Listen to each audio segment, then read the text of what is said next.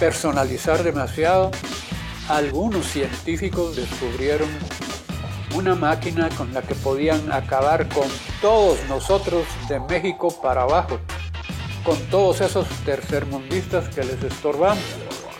Entonces esos peludos hicieron accionar su máquina, pero encontraron que no funcionaba, que no se moría toda esa gente. Y entonces enviaron a 7 de sus mejores espías de aquella época. Llegaron a Guatemala de casualidad, por eso van armadas en esa forma.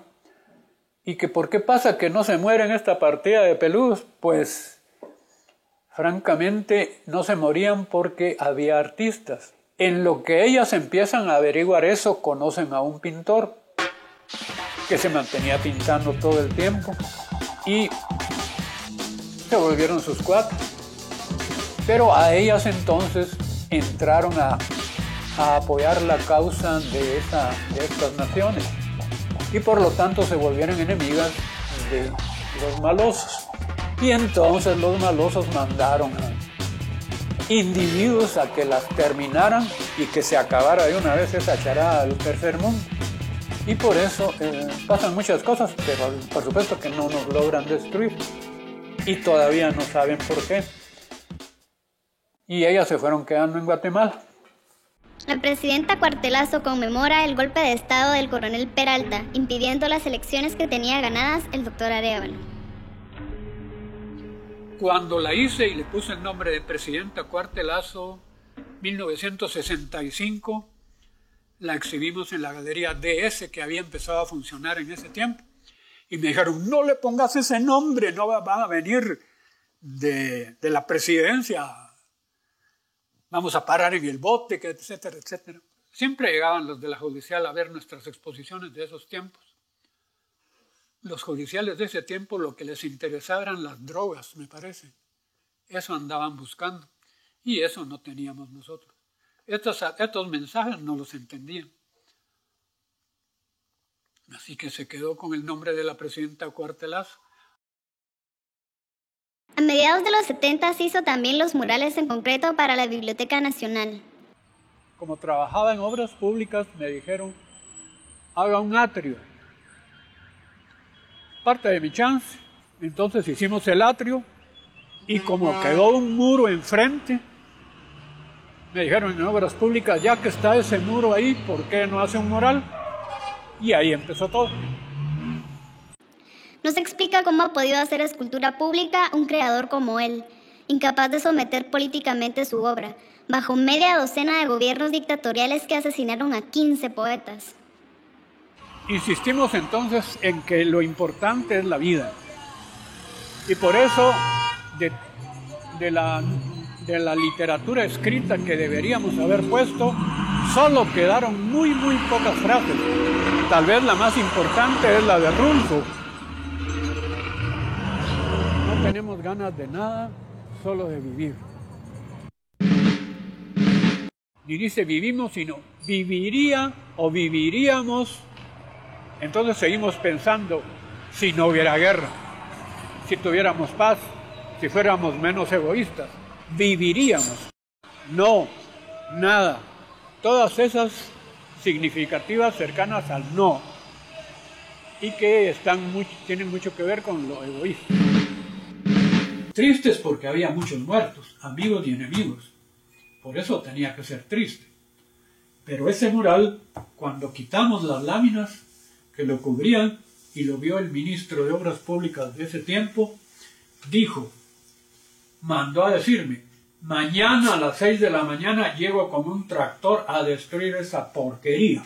El ministro de Obras Públicas de entonces. Sí. A las 6 de la mañana ya estaba yo frente al mural con mi gran suéter amarillo de aquellos juegos de tortuga.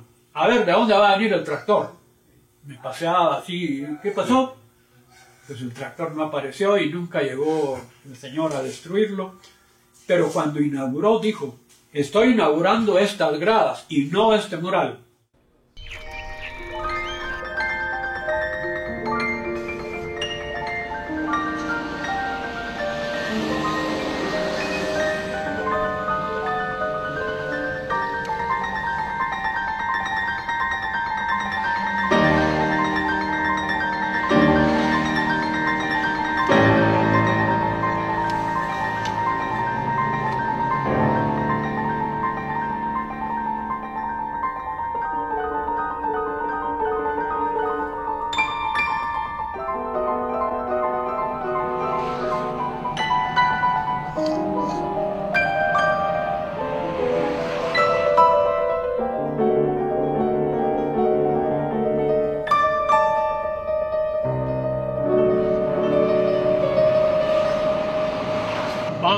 serenatas. Eso sí le había contado.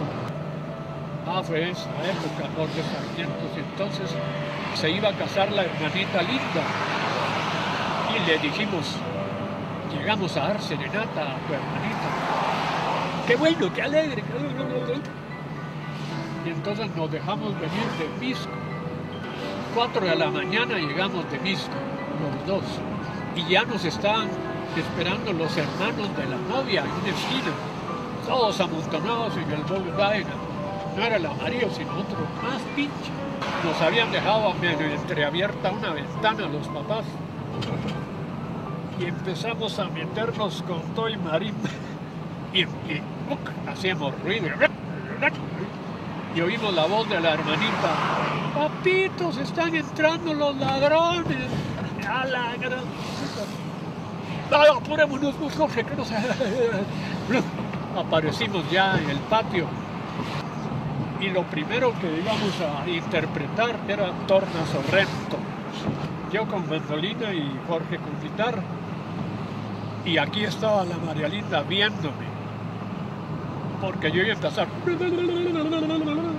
Y puede creer que no podía mover la muñeca del miedo. El miedo escénico. Nada. Porque ahí me estaba viendo la peluda, las manos. Y entonces le dije, Jorge, vos a la marimba, vos, la chalana. Y entonces ahí ya solté muñeca. Y fue... ellos creyeron que con la chalana estábamos iniciando el concierto. Fue mi miedo escénico. Nadie se dio cuenta, solo Jorge.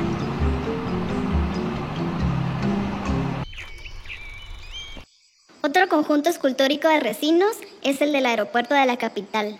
Se compone desde símbolos del vuelo, desde Ícaro hasta los astronautas.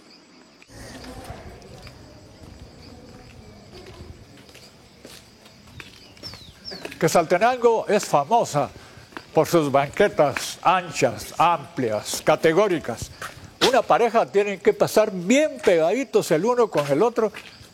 Es el puro amor, ¿verdad? Y esta es la ventana.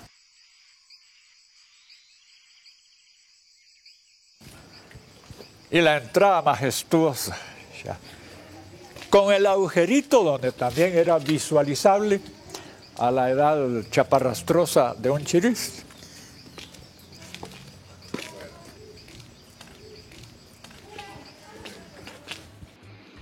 El sitio que ocupa lo que ahora se llama Centro Cultural Miguel Ángel Asturias está marcado por un destino dramático y al final esplendoroso. Tras la llorada ruina de la antigua, quienes servían más a las potencias de la tierra que las del cielo no tuvieron tiempo de excavar nobles vestigios y medio siglo después de fundada la nueva capital, en 1827, terminaron un fuerte. Muy a la española lo denominaron Castillo de Matamoros y no Mataindios, como hubiera sido más acorde con la hegemonía ladina iniciada con la independencia. Nunca volvió a hacerse en el país un edificio más recio y más sombrío. El espesor de sus muros triplicaba el de los más colosales templos de la antigua. Durante 128 años, la supremacía conservadora lo rebautizó como San José. Sirvió para tronar cañones amedrentadores y para albergar presos políticos. Pero el 20 de octubre del 44, la primera bomba lanzada por la revolución cayó precisamente en la Santa Bárbara y el castillo voló por los aires. Fue el signo de que todo el pasado oprobioso del país se había vuelto, desde adentro, polvo y ceniza. En eso del Teatro Nacional hubo muchos proyectos desde los tiempos después de Ubico. Juan José Arévalo dijo, no Teatro Nacional, con mucha razón, primero escuelas, escuelas, escuelas. Correcto. Todos estamos de acuerdo, o muchos estuvimos de acuerdo con eso. Pero al final, en tiempos de Idígoras dijo, sí, teatro, hagan teatro. Y empezaron a hacer el Teatro Nacional en tiempos de Idígoras, que iba a ser este proyecto. Esto que ustedes ven así, en oscuro, cuyos cimientos iban a ser estos que están acá. Ese proyecto de tiempos de Idígoras fue diseñado por Vinicio Asturias, en primer lugar, Juan José III y Miguel Idígoras, hijo del presidente Idígoras.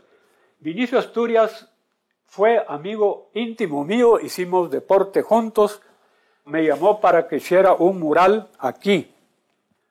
Venite, hagamos un mural aquí, 2 muralitos enfrente. Pero mientras empezaba a planear el muralito por aquí, me dijo, mira, ¿por qué no me ayudas en el teatro al aire libre? Ah, no, vos, yo no quiero hacer nada por aquí, etc. Venía a ayudarme a hacer el teatro al aire libre. Mientras hacía el teatro al aire libre, que es otra cosa, estábamos construyéndolo cuando le dieron el golpe de Estado a Idígoras y entonces el proyecto de Vinicio quedó a ras de suelo. Por lo tanto, yo sé que Vinicio quedó muy triste, luego vino el accidente de automóvil donde él perdió la vida con sus hijitos y entonces yo me fui, pasaron 5 años, no hubo nada, hicimos otras cosas, hasta que alguien vino y me dijo, haga un proyecto que utilizando estos cimientos que están aquí, que son muy fuertes, sobre esos, haga un proyecto que sea mucho más pequeño y que quepa la misma cantidad de gente, 2,000 personas. Lo puede hacer en 15 días. Bueno, lo hicimos en 15 días y eso es esto que está aquí. No les dije que lo iba a hacer en otra forma, porque si no, es que llamaron al presidente Arana, que estaba en ese tiempo, llegó la comitiva, los periodistas, aquí está el proyecto, así iba a ser, así es ahora, aquí están los cimientos, caben 100 personas más de las que iban a ver, están los mismos cimientos, es más pequeño, etcétera, etcétera. Háganlo, dijo Arán, y por eso es lo que tenemos ahora. Lo que yo no les dije es por qué iba a ser así. El gran teatro existe porque todavía quedan locos en el mundo. Milagro fructífero es que se junten.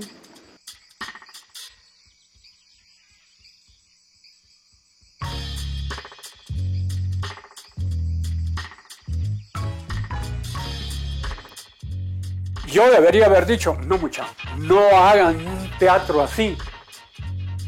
Hagan 20, 50, 100 teatros en toda la República, pequeñitos, para todo el mundo. Porque si yo hubiera dicho eso, me hubieran dicho muchas gracias por la idea, váyase a su casa, hagan el teatro. Porque lo querían hacer de todas maneras. Ellos querían un teatro grande. Contra la situación, el ingenio. La situación desvela el ingenio y este ingenio que nace del tedio, la desesperación y la desdicha se torna tan hiriente como épico. Que no le copie nada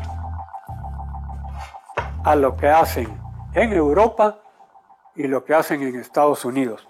Si van a gastar ese dineral, que sea en una forma guatemalteca. El concepto es, como dijéramos, humildad.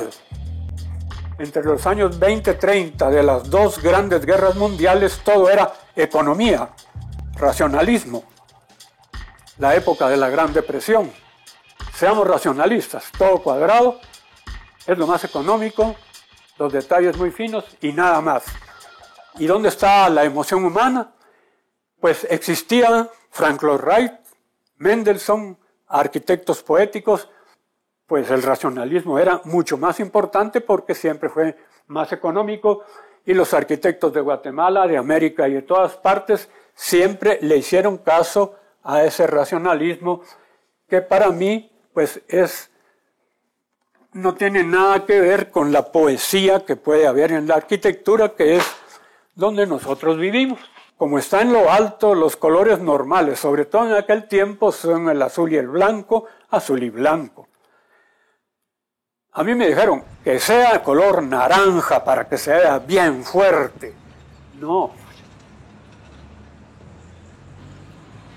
Pero a diferencia de todos los modelos obsesionados por la modernidad, Recinos también aprovechó el pasado, la morfología propia de estas tierras.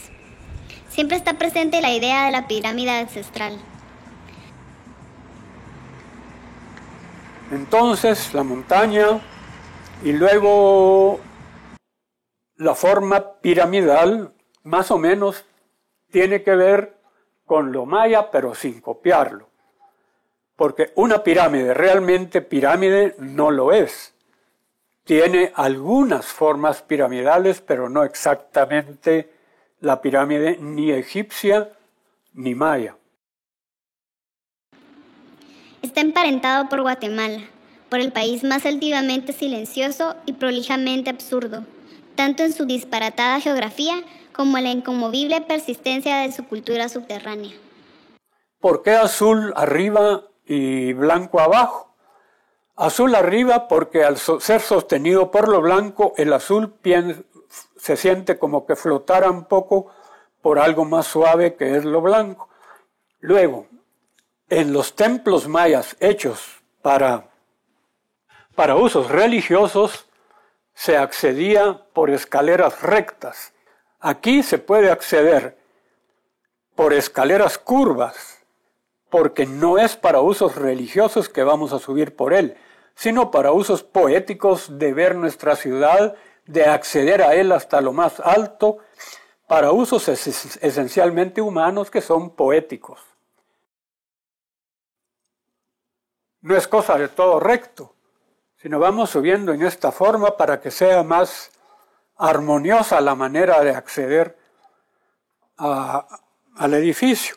Pero por otra parte, si tenemos esta belleza natural perfecta, geométrica,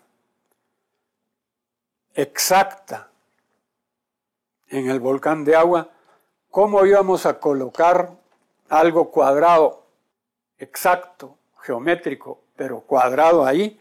Lo necesario era algo que rimara escultóricamente con esa belleza sin copiarlo. Pero en la otra fachada, nuestros volcanes cambian. El Pacaya es dramático. Por lo tanto, ahí la fachada cambia. Por eso es en esa forma y tiene esa relación. Por supuesto que la erupción la pedí con 20 días de anticipación y que fuera hacia allá porque no siempre es posible. En ninguna época de su vida de artista ha perdido el sentido del humor. Una amiga sabía al revés partes de un cuento y él lo memorizó por completo. Allá hay un señor que ya se está yendo. No. Hay que alcanzar.